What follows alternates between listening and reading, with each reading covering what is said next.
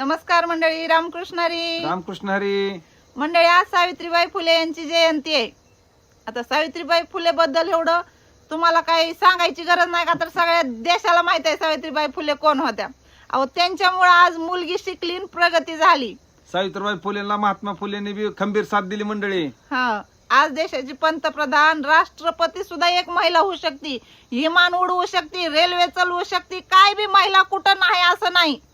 आता आम्ही लय शिकला नाव म्हणून बसलाव चिखला देतात, पण काय का असं ना 10वी पस्तर तरी शिकला म्हणून आज तुमच्या पुढे आहो का ना मंडळी. एक गीतकारानं सुंदर गीत लिहिलंय बघा त्यांच्याबद्दल. सरकारी हुद्द्यावर खुर्चीत बसली असती का, सरकारी हुद्द्यावर खुर्चीत बसली असती का,